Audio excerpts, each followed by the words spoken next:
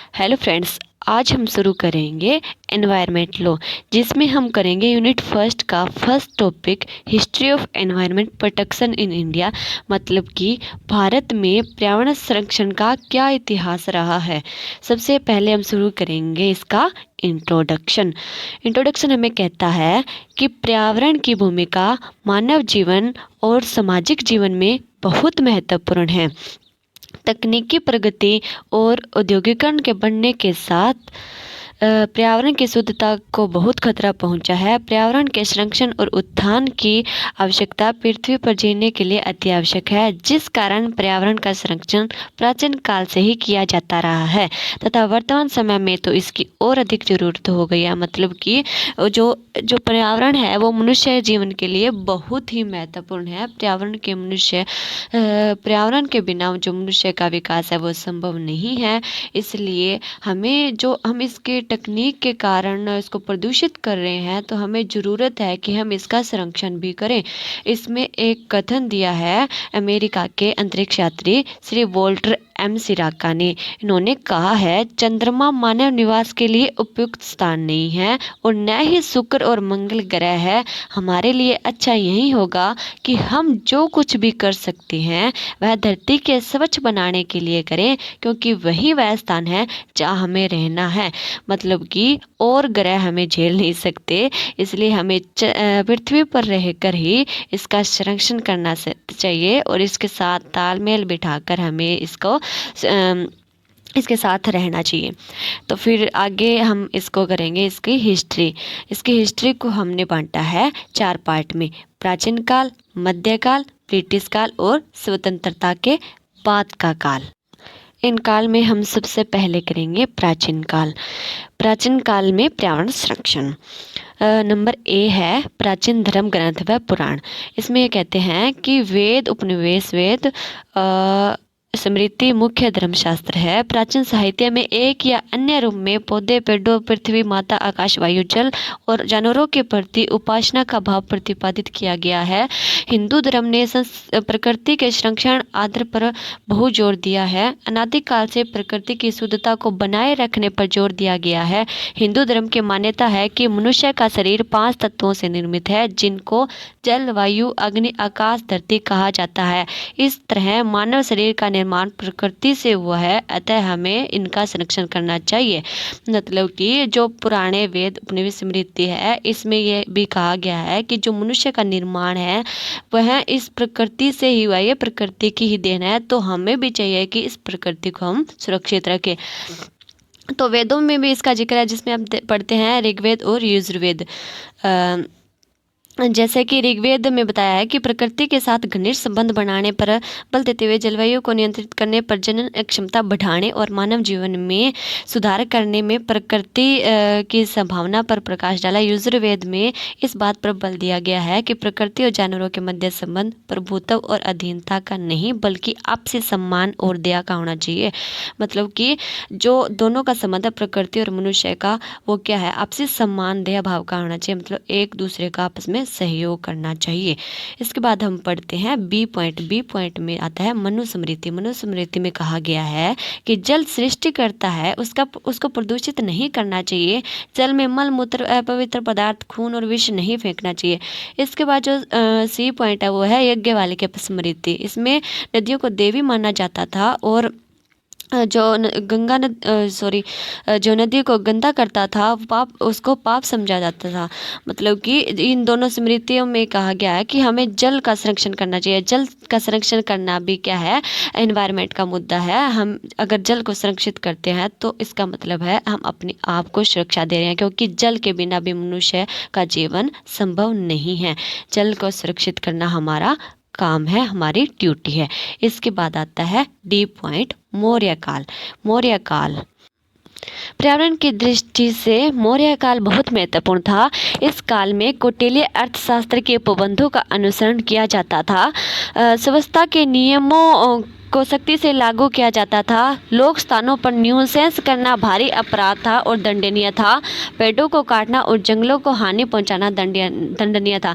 मतलब मौर्य काल में जो कौटिल्य ने अर्थशास्त्र की रचना की थी उसमें भी जो इसका जिक्र आता है कि उस समय भी पर्यावरण के संरक्षण के बहुत से प्रयास किए गए थे। अगर कोई पर्यावरण को हानि पहुंचाता था तो उसको दंडित किया जाता था।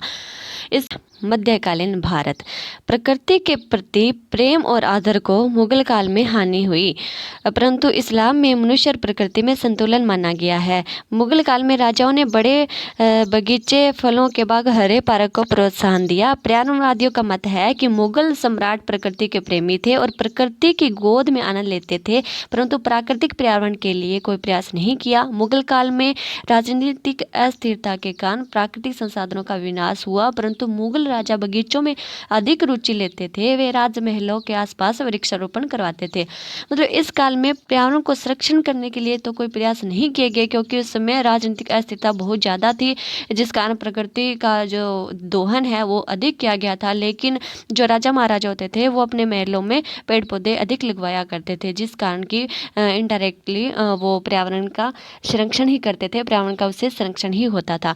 उसके बाद हमारा पीरियड आता है ब्रिटिश काल। ब्रिटिश लोग भारत में व्यापार करने के उद्देश्य से ईस्ट इंडिया कंपनी के रूप में आए, परंतु यहाँ के वैभव को देखकर वे मुग्ध हो गए और प्राकृतिक संसाधनों का दोहन और शोषण करने लगे।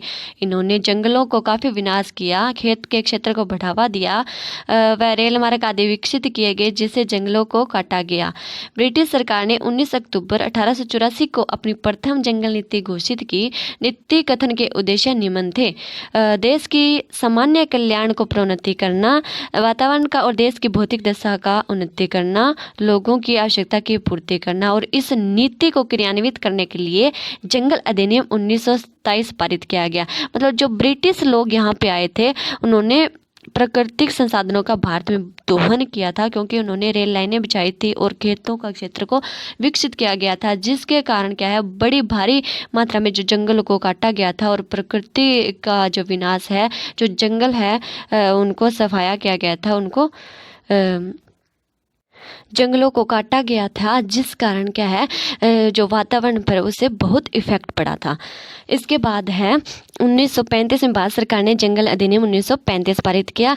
ब्रिटिश काल में पर्यावरण संरक्षण के लिए निम्न प्रमुख अधिनियम पारित किए गए थे। मतलब ब्रिटिश काल में बहुत से ऐसे एक्ट पारित हुए थे जिससे कि अपने पर्यावरण का संरक्षण किया जा सके, जैसे कि दिसोर न्यूसेंस बॉम्बे और Kolwa act 1853, Orient gas company अधिनियम 1857, भारतीय दंड संहिता 1860। दंड संहिता में कहा गया है कि जो पीने के पानी को गंदा करता है उसको 3 माह की सजा और 500 रुपये का जुर्माना है वो हो सकता है। और सराय एक्ट 1867, भारतीय पोर्ट्स अधिनियम 1908, भारतीय वन अधिनियम 1927, मद्रास वन संरक्षण अधिनियम 1873, विश्व पक्षी और पशु संरक्षण अधिनियम 1912। मतलब इस तरीके से हम देख सकते हैं कि जो ब्रिटिश थे उन्होंने भी पर्यावरण का विनाश तो किया था, लेकिन संरक्षण के भी बहुत से प्रयास इन्होंने किए थे। अब इसके बाद आता है स्वतंत्रता के बाद का काल। स्वतंत्रता के बाद के युग में पर्यावरण संरक्षण के संबंध में सरकारों की नीतियों और दृष्टिकोण में बहुत सारे बदलाव देखे जा सकते हैं। जैसे कि 26 जनवरी 1950 को संविधान लागू हुआ, जिनमें पर्यावरण संबंधी निम्न प्रावधान है: अनुच्छेद 39B, article 51C, article 51AG, article 21, article 47, 48A।